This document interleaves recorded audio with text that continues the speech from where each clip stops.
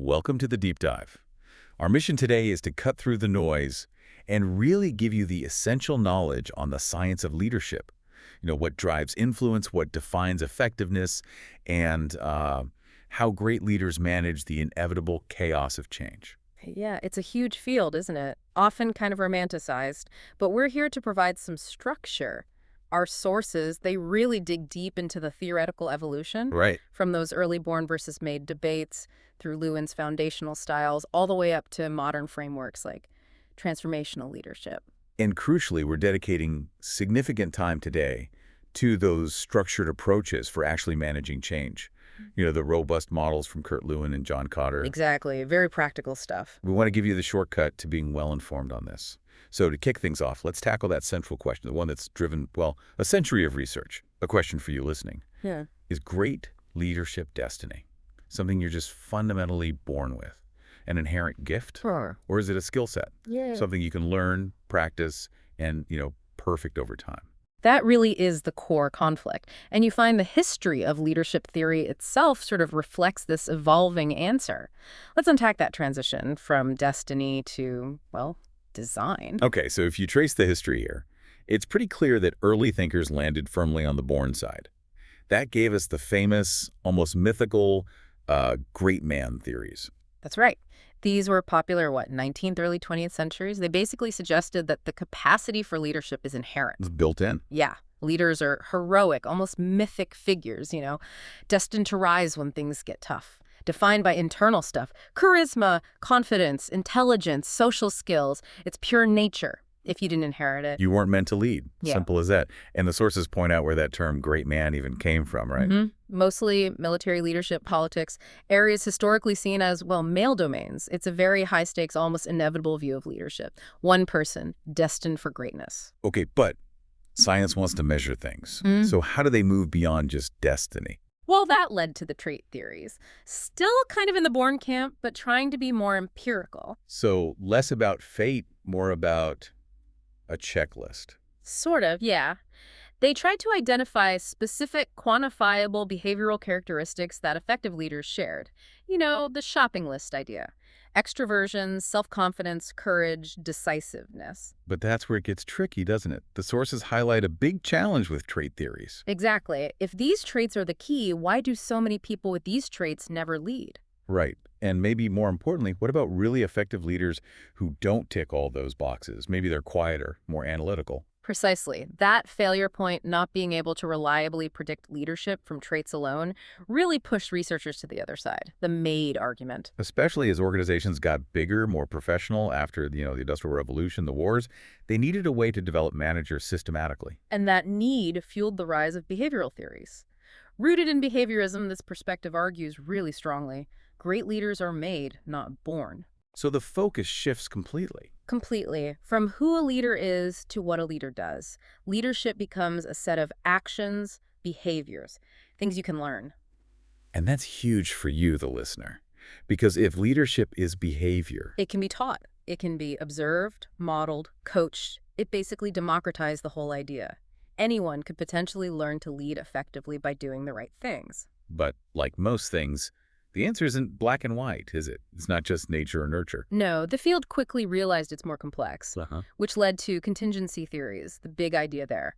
No single leadership style works everywhere, all the time. It depends. It all depends on the situation, the followers, the task. So the really effective leader is the adaptive one. They read the room, assess the needs, figure out the context, and then adjust their approach. Yeah, you could say the great man theories gave us charisma, trait theories gave us the qualities, behavioral theories gave us the training manual. And contingency theories gave us the when and where to use each tool. Makes sense. And that adaptive situational view leads us straight back to Lewin. His work, way back in 1939. It's foundational. Yeah, the study with the school children doing arts and crafts sounds simple, but it set the stage for so much. It really did. He established 3 major leadership styles that are still, the baseline for almost everything that came after. Okay, let's break them down. Style number 1, the one that prizes efficiency, clarity, authoritarian leadership, autocratic. Right. The leader here is very much in command. They dictate the goals, the methods, the timelines. Clear division between leader and followers. They tell you the what, when, and how. Decisions are made top-down, basically no group input. And the sources are clear on the pros and cons. Pro, it can be very effective when time is critical. Right, or in emergencies where the leader absolutely is the expert and needs to make fast, decisive calls. It keeps order. Definitely maintains order and adherence to rules, but the cost, it can be high. Lewin's research showed that while these groups might churn out quantity quickly, The quality suffered. yeah, decision-making was less creative. And if it tips into being controlling or dictatorial, it creates hostility. Followers just execute. They don't really engage their brains. And Lewin noticed something really interesting about the group dynamic, didn't he?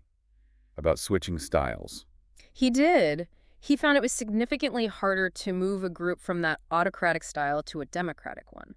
Than the other way around. Exactly. It seems once people get used to just taking orders, they kind of lose the muscle for independent thought and even resent having responsibility pushed onto them. Okay, so that's autocratic. What's the next style?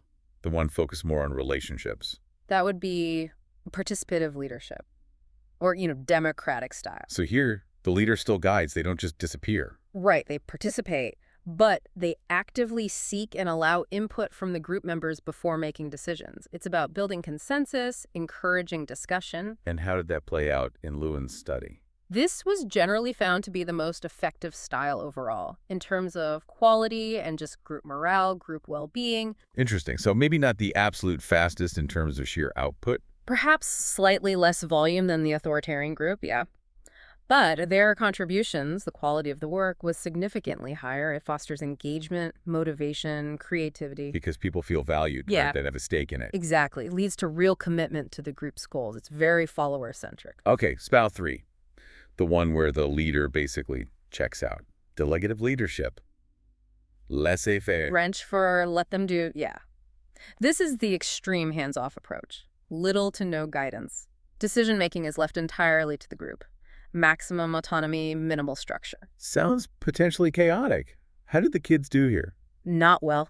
Lewin's study showed this group was the least productive. There was little cooperation. They were often directionless. Lots of blaming each other. Yeah, blaming each other for mistakes, refusing personal responsibility. They just made less progress overall. So laissez-faire. Yeah. Useful sometimes, but just generally avoid. Its application is really narrow. It might work if you have a team of, say, highly skilled, self-motivated experts who genuinely need zero direction. Senior researchers, maybe. Got it. But for most teams, For most teams, the risk is huge. Roles become unclear, coordination breaks down, motivation tanks. so Lewin's work suggests that while pure command has its place and pure delegation is risky, the most consistently effective approach usually involves those democratic participative elements, Yeah. but applied smartly, depending on the situation. That's a great summary of it. It really paved the way for more nuanced thinking. Okay, so building on Lewin, modern theories zoom in on that leader-follower relationship and the group's potential. Let's look at two dominant frameworks now. One more about management, the other more about inspiration. You could put it that way. We're looking at transactional leadership versus transformational leadership. Let's start with transactional. This feels more like traditional management, right? Supervision, organization, performance metrics. Exactly. The whole system is built on a clear exchange, a system of rewards and punishments. Transaction. Precisely. Followers do their tasks, hit their targets, follow the rules, and in exchange, they get extrinsic rewards, pay, bonuses, job security. It's efficient for managing routine operations at scale. And it has its advantages, obviously. Clear roles, clear expectations. Everyone knows what they need to do and what they'll get for it. Lots of supervision is possible. And it definitely motivates performance when that performance is directly tied to getting the reward. But what's the downside? Where does it fall short? The sources really emphasize the ceiling it puts on potential. Because it relies solely on those external rewards, it tends to stifle creativity, innovation, thinking outside the box. Why risk trying something new if the reward only comes from following the established procedure? Right. If you need people to just follow the process reliably, it works. But if you need genuine engagement, breakthrough ideas. Then you need to shift gears. You need to look at transformational leadership. Okay, so this is the big shift. Yeah. From compliance to commitment. Yeah, authentic, intrinsic commitment. Transformational leadership focuses on the deep connections between leaders and followers. They motivate, they inspire. By making the work itself meaningful. Exactly. By helping people see the importance, the higher good of the task. Tying it to a sense of purpose, something bigger than just the paycheck. And the research backs this up as being highly effective. Often identified as the single most effective style overall. Because it goes beyond just competence, it aims to unlock potential. So it's not just about hitting targets. No, transformational leaders are genuinely concerned with helping each member reach their full potential, tapping into their internal drives. They tend to be positive, empowering, enthusiastic, passionate even. Genuine. Genuine, yeah. Often with high ethical standards. They act as real role models. And the impact on the team. Research consistently shows higher performance, much better group satisfaction, lower turnover, and even improved emotional well-being. People feel like they're part of something important. Okay, so how does it work? The sources break it down into components, right? They do. 4 key components. 2 in particular really set it apart from the transactional style. What's the first one? Idealized influence. This is the role model part. Transformational leaders walk the talk. They embody the behaviors they want to see. So they don't just ask for hard work, they show it. Exactly. They transmit inspiration, optimism, high standards, just by who they are and how they act. Okay, and the second key component. Intellectual stimulation. This is like taking Lewin's democratic idea and putting it on steroids. Leaders actively encourage creativity, new ideas, challenging the status quo. But they don't just throw people in the deep end. No, crucially, they offer new challenges with ample support. The goal is to stretch people, push them beyond their comfort zones, let them experiment, but in a way that doesn't make failure catastrophic. It avoids slipping back into that fear-based transactional mindset. This is where it gets really practical, I think. How does someone actually do this? What are the specific actions? The sources give us a roadmap, right? They do. It starts with passion, genuine enthusiasm. If the leader doesn't care, why should anyone else? And it's more than just big speeches. Oh yeah, it's letting people know you care about their progress. Praising contributions publicly, specifically, showing you're invested. Makes sense. What else? Effective communication. And this means more than just being clear. It's about connection. One-on-one. Definitely. Taking the time for one-on-one conversations. Showing sincere care and concern, verbally and non-verbally. Communicating that clear, inspiring vision, yes, but also keeping the door open for feedback, for ideas coming up from the team. Okay, passion, communication. What's next? Maintaining a positive attitude, being that source of inspiration, keeping up optimism and hope even when things are tough. But not unrealistic optimism, not just ignoring problems. No, not denial. It's acknowledging the challenges, but projecting confidence in the team's ability to overcome them, maintaining hope. Got it. And encouraging ideas, that democratic element. Again. Absolutely. Encourage contributions. Genuinely welcome ideas from everyone. Research is crystal clear. This participative approach leads to more commitment, better problem solving, higher productivity. Why? Because the team owns the solution. Right, it wasn't just handed down. Exactly. And finally, we loop back to rewards, but with a twist. Motivate and reward. Yes, provide that inspirational motivation, the passion, the inclusion, the vision, but also offer effective recognition and rewards. So acknowledging effort is still key. Crucial. The sources stress this. Happy, recognized people perform better. It creates a positive feedback loop, reinforcing that their individual work matters to the shared purpose. It connects the transactional need for recognition with the transformational goal. Okay, so leadership isn't static. It's often tested most during times of disruption, of change. As Heraclitus said, the only constant is change. So true. And organizations are always changing. Managing those transitions, especially big ones, really needs structure. Which brings us back to those situational theories we touched on. The idea that you need flexibility, like the Hersey-Blanchard SLII model.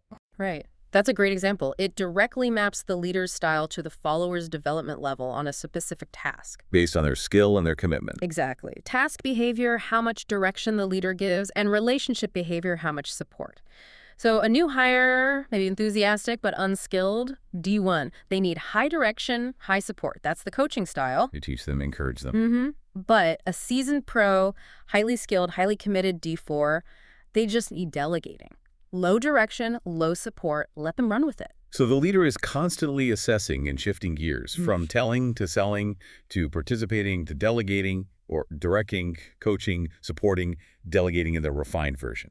It's all about adapting to the person and the situation, essential for day-to-day leadership. But for large-scale organization-wide change, we need bigger frameworks. Yeah. Let's start with Lewin again, his 3-step change model. Simple, but powerful. It really is. Lewin gives us this basic blueprint: unfreezing, changing or moving, and refreezing. Okay, step 1, Unfreezing. What's the goal here? Melting resistance. Essentially, yes. Creating awareness that the current way, the status quo, is actually harmful or hindering success. You have to make the case that staying put is dangerous. How do you do that? Communication is key. You need to show the logic, the urgency, and crucially, what's in it for the individuals. Let's use that kitty chiropractic example. They use paper records for years. Okay.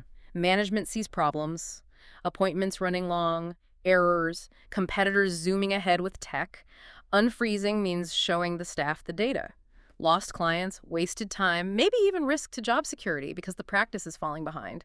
Making the pain of staying the same greater than the pain of changing. Got it. Make the status quo uncomfortable. Then step 2, changing, the transition itself. Right, this is where the actual change happens, and it's usually the hardest part. Lots of uncertainty, fear, anxiety. So for Kitty Chiropractic, this is when they actually roll out the new electronic record system. Exactly, and staff will struggle, they'll make mistakes, they'll resist. Management's job here isn't just to implement the tech, it's massive support.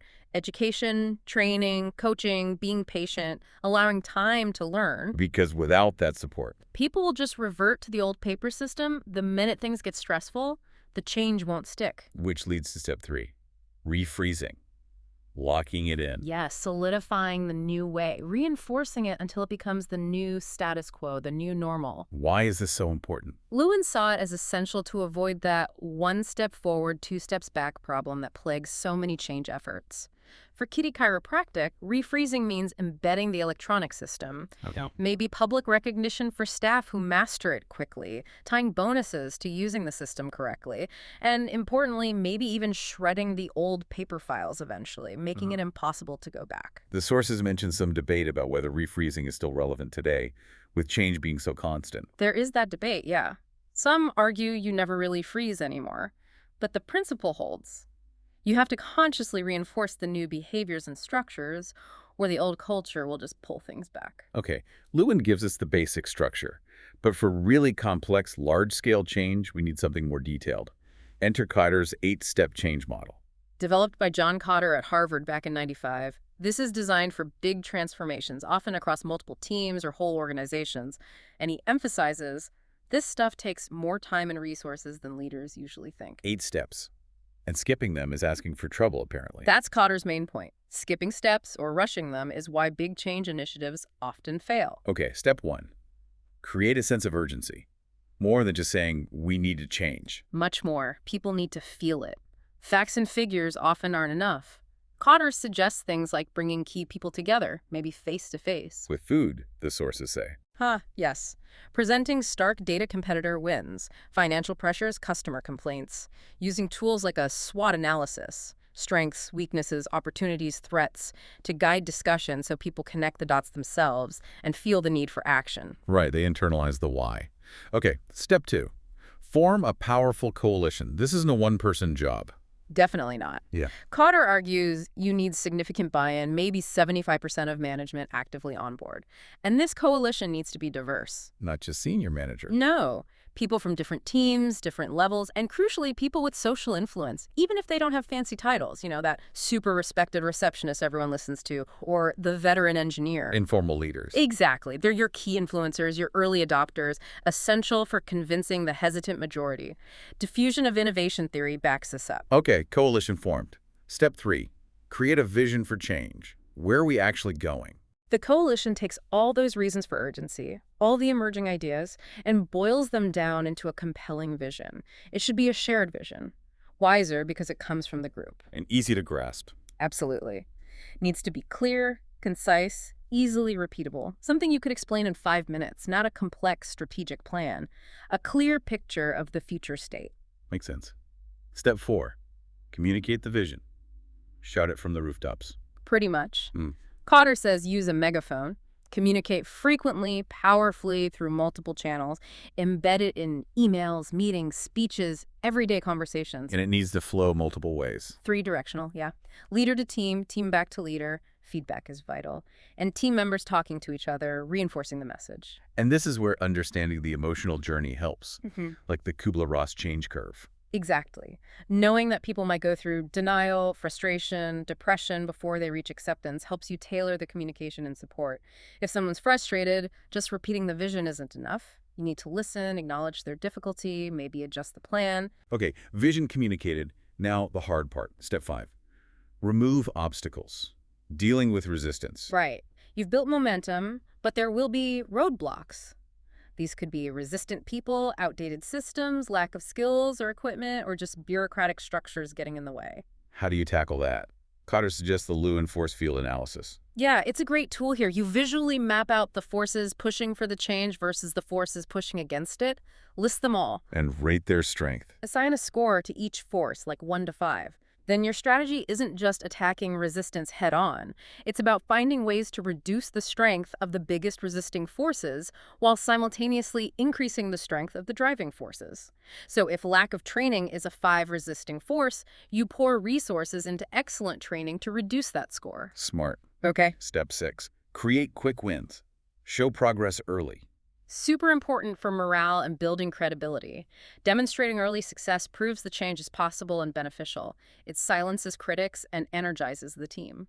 But these need to be achievable wins, right? Not just setting people up for failure. Absolutely. Strategic target setting is key. They need to be relatively short-term, visible, unambiguous wins. A failed quick win is incredibly damaging.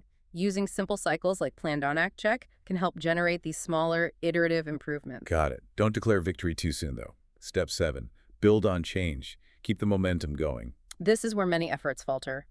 Kotter warns strongly against letting up too early. Real deep change takes time. After those quick wins, you analyze what worked, what didn't, learn, set new goals, and keep pushing. Maintain the urgency. No resting on laurels. Never. Keep consolidating gains and producing more change. Finally, step 8. Anchor the change in organizational culture. Make it stick. Make it the new normal. This is the long-term embedding. Similar to Lewin's refreezing, but maybe more continuous. You talk about the progress constantly. Tell success stories. Recognize people who exemplify the new way. And it affects future decisions. It has to. Use the new vision and values to guide hiring, promotions, project approvals. Make it part of the organizational DNA. And establish processes, maybe annual reviews, to revisit the values and plan for leadership succession to ensure the changes outlast the current team. Wow, okay. We spent a lot of time on what the leader needs to do. But leadership doesn't happen in a vacuum, right? It's a relationship. The sources also highlight the other side of that coin. Followership. Absolutely. It's a crucial piece that often gets overlooked. Effective followership isn't just passive obedience. It's an active, skilled contribution, and it's vital for success. The sources use an anecdote, right, about Leo and Mira. Yeah, a great illustration. Leo, this young visionary engineer in a fast-paced tech city, Innovatech. He's got big ideas, very transformational in his thinking. But maybe struggles with the execution. Right. And he learns under Mira, a more seasoned project manager, that leadership is more than just vision. It's deeply understanding followership. And Mira was a great follower. Exceptional. She knew how to balance supporting the leader with contributing actively and even challenging appropriately. She balanced compliance and innovation. So how did that play out? Well, a crisis hits their big project. Maybe a key supplier goes bust, jeopardizing the launch. Leo's first instinct is panic, maybe issue top-down autocratic orders, damage control. But Mira steps in. She does, but not by taking over. She models that democratic, participative style, pulls the core team together, doesn't focus on blame, but asks something like, okay, constraints aside for a moment, what's our boldest, fastest pivot? Encouraging ideas. Exactly. She listens, validates concerns, but then really gives Leo's risky idea, maybe switching platforms mid-project a proper hearing, and supports giving it a shot, even with skepticism around. So she supported his leadership, but also enabled the team. Perfectly put. She provided the framework for the team's creative problem-solving while backing Leo's ultimate direction. And the project succeeds not just because of Leo's vision, but because Mira cultivated the followership needed to execute it under pressure.